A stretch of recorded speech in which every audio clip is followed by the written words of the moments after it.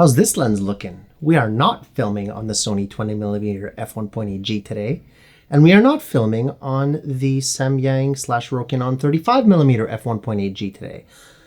Why, you might ask, and what are we filming at? Well, the answer to the first question is because we're reviewing the Sony 20mm f1.8 today. And what are we shooting at? Well, that's a surprise for a future video. It's a new lens, and it's a very interesting lens, which a lot of you might already know about. All right, so let's get to the review. Sony 20mm f1.8G. First, we'll take care of unboxing it and showing you what comes in the package, which I've done in a previous video. So I'll put a couple of clips of that as I'm talking. There's a little bit of a case. There's the lens hood. There's lens caps. Anything you might expect to be included with a lens of this caliber. Then we'll talk about a little bit of the build quality. So let's get into that now. So having a look at the physical characteristics of this lens, guys, it is a really well-built lens. There are a couple of things to notice that I don't think that I've seen in every review, so I'll try and include them all here. The first thing that you do hear very often is the focus ring. Of course, it being a Sony G lens, it is very well built, and that includes the focus ring. It is super soft, super well dampened, and super easy to focus. So if you're using this lens for astrophotography, you'll have an easy time with it. It kind of reminds me of the Sigma 16mm f1.4 APS-C lens for Sony E-mount. So that gives you a good frame of reference for how the focus ring feels. It might even feel a little bit better. You have the click on and off for the aperture ring. So right now it's clicked. And if you declick it, it's entirely quiet. And what's interesting about the aperture ring is that once you click it into the A position, so to let the camera control the aperture, it actually is quite stiff to bring out of the A. So it prevents you from accidentally switching the aperture on yourself, which is great. There's a little AM/FM switch. There's a programmable focus hold button. And minimum focusing distance on this is 0.119 meters, as you can see right on the front over there. So the back element is interesting. It's got this protective glass that hopefully you guys can see in the video here.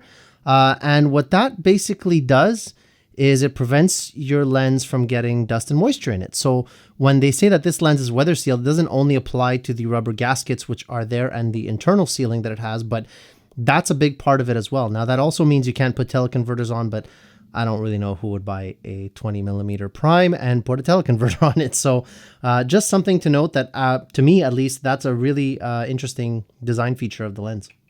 So that's it for the physical characteristics of this lens. It's really well built, really good size, really fast, really easy to shoot, very minimal distortion. I mean, I cannot say enough good things about this lens, especially at its price point. Now, last I checked, it was about $1,100 Canadian, which is like $3 American.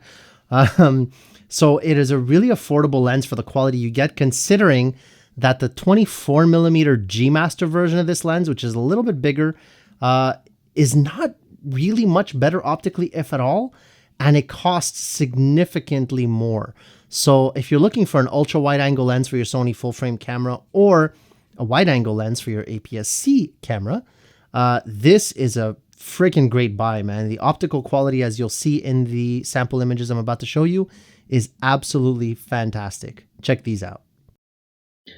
Okay, so let's start off with this first sample image. It's just a landscape shot at f11, ISO 800, 1/20 on the A7C. And this is primarily just to give you guys a baseline of how sharp this lens really is. So the focus is on the tree over here.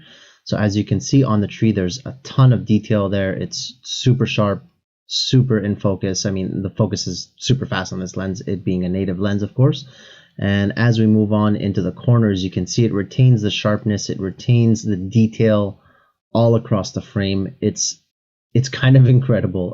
It's definitely the sharpest lens I've ever owned. So just gives you guys an idea of what we're dealing with here when the entire plane of focus is visible, right? So really, really sharp lens.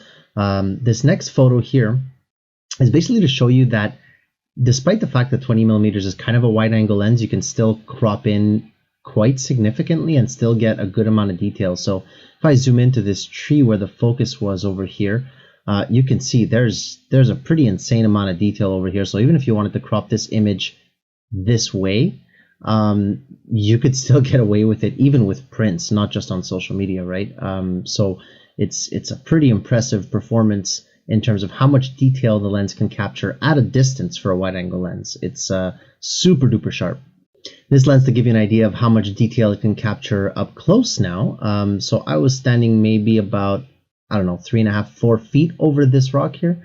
And we're shot at f4 1/500 ISO 160. And as we punch in, you can see, I mean, the level of detail is insane. You can literally see every grain of sand in the shells, right? Aside from the fact that it's a very, very artistic photo. Next, we move on to some examples to show you guys sharpness and distortion for portraiture. So here is a picture of our girl Trixie. And as you can see, you can actually, once I punch in, you can see me taking the photo in her eye. I mean, this lens is razor sharp, and if there was an image among all of these samples that would sell you on this thing, this would be it. I mean, great depth of field, great bokeh, the autofocus locked on her eye, no problem. Yeah, just a really impressive lens, optically speaking. And just to give you another idea, for the bokeh, this is also shot at 1.8 like the last one. You still have the incredible sharpness, incredible detail of the last one, but you see the background is nice and smooth despite the fact that there's a lot going on back here. So really nice performance there. And for portraits, just in case you're wondering how much it distorts faces, if you guys are in the middle of the frame, I think it actually looks pretty good. I mean, you can see some weird warpy stuff happening with my arm over there, but this is basically at arm's length on the A7C, of course. And as you can see, I mean, the detail is definitely there. No problems. It's capturing everything really well at f1.8. Gives a nice depth of field and nice bokeh balls all across the frame. I think it works great for portraits. I don't see much distortion there at all, even when taking photos of people, right? So you can definitely use this for that. And again, another artistic photo here just to show you the aftermath of COVID-19 once the zombies have taken over. And as you can see, there is tons of detail on the mask here. You can even see the texture of the material and everything, shot at f2.5 this time. And despite the fact that, once again, it's a busy background, the bokeh is nice and smooth, putting the focus on the subject.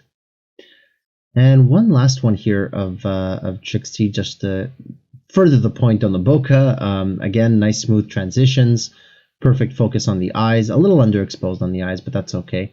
But yeah, really impressive performance in terms of sharpness, in terms of bokeh, and in terms of even portraits. And speaking of depth of field and bokeh, this was a bit of graffiti on a circular, or cylindrical, I should say, column.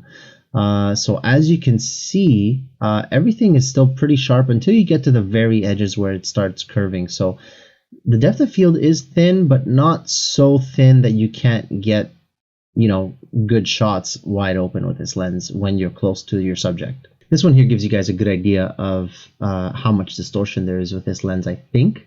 This is taken from above, of course, and you can see there are no corrections applied to this, by the way. This is a raw file straight out of camera. And as you can see, I mean, the lines are pretty straight. You see a little bit of a touch of distortion in the corner, very corner, in the very edge, but not much. I mean, you know, the lines are pretty straight. It's pretty symmetrical, really good performance, and of course, super duper sharp across the frame as well. A little more on the bokeh here, just some mushrooms on a tree. Again, another very artistic photo for you guys to ponder the existence of the universe while you watch it. So yeah, super busy background, super smooth bokeh, very nice. And again, same deal here. This one shot at f2.8, just to give you guys an idea of what the bokeh looks like. A little bit stopped down from f1.8. I was probably about, I don't know, maybe a foot away from the subject here. So just to give you guys an idea of, you know, how this was taken. And once again, you obviously have a lot of detail, a ton of sharpness, a very smooth transition to the out of focus areas. I mean, there's nothing to complain about optically with this lens, especially given the price. I mean, not that it's cheap, but for what you get, it's incredible. So moving along, now we are going to look at a little bit of chromatic aberration, or not much of it, I should say. So on the left, you have the lens shot at wide open. I was shooting on aperture priority here with auto ISO. Wide open at f1.8 and at f2 on the right, so you guys can see the difference. Now, towards the middle of the frame in the high contrast areas, you can see there's a very slight touch of purple fringing over here, but not much. The image is definitely usable and definitely easily correctable. And you can see already by f2, it's virtually all gone. I mean, that's kind of incredible when you think about it. The fact that you had it at f1.8 and just stopping down a third of a stop makes all the difference is kind of incredible. You can definitely see it in the leaves over here and over here.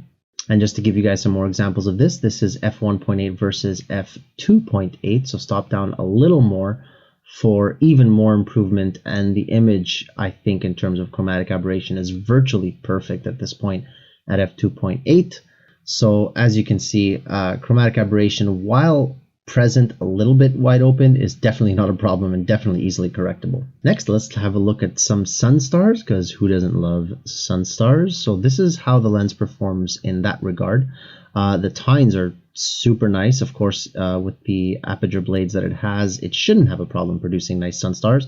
And at the same time, shooting straight into the sun, the flaring and ghosting is really, really well controlled for a lens at this price point especially. I mean, it is a G lens, but it definitely could have been in G Master territory, I think, and they could have charged a lot more for this thing. And just another example of a sunstar for you, even punching in, they're nice and sharp, nice and straight tines, virtually no ghosting at all, no loss of sharpness anywhere. I mean, very, very nice performance here. And just to give you guys one last shot of someone, you know, pretty famous, pretty handsome, I think. So just to give you guys an idea of the sharpness and the distortion with self-portraits. So this is, again, holding it at arm's length, probably at about a 90-degree angle, I would say, on the arm. And as you can see, the sharpness is definitely there. We've got a really nice depth of field. You can see all the elements of my absolutely perfect skin in this very artistic photograph of someone pondering the universe in the middle of a forest. So yeah, works really well. And this leads me to some sample footage I got you guys. I'm not much of a vlogger, but I figure a lot of people are going to buy this lens for that purpose. So I wanted to show you guys what it looks like. So here it is, me walking and talking about some nonsense that I heard on some platform that I'm a member of. I don't know what I'm talking about, but this gives you an idea of what the vlogging setup would look like. And in the corner of the screen, I'm going to put something that I shot with my phone to show you guys how I'm holding the camera, to give you a sense of what distance it is from my face and what the field of view is like. So hopefully that helps you guys out who are looking at this lens for vlogging. That's it for this review, guys. I know for me, even though I bought this lens used from B&H Photo, I kind of got lucky and found a good deal on it there. But if I had paid full price for this lens, I would be just as ecstatic as I am today. To be honest, it is the best lens I've ever owned, and probably that I will ever own, because in terms of what I can afford, the G Masters are a little bit out of reach, right? But yeah, no complaints with this lens, man. I mean, if you're looking for something in that focal range and you're considering this lens, just buy it. It'll blow pretty much everything else out there out of the water. So thanks for watching. If you got something out of this video, hit that like button, hit that subscribe button to see more content like this. I hope that if you're considering this lens, I helped you make a decision. If I did, consider using the affiliate links below to make your purchase. If you're looking to buy this lens, it helps me out and doesn't cost you anything extra. So with that self-promo out of the way, thank you again for watching another one of my videos. I obviously have every idea what I'm talking about, so do come back and check another one out when it comes out every week. and I will see you guys in the next one. Take care.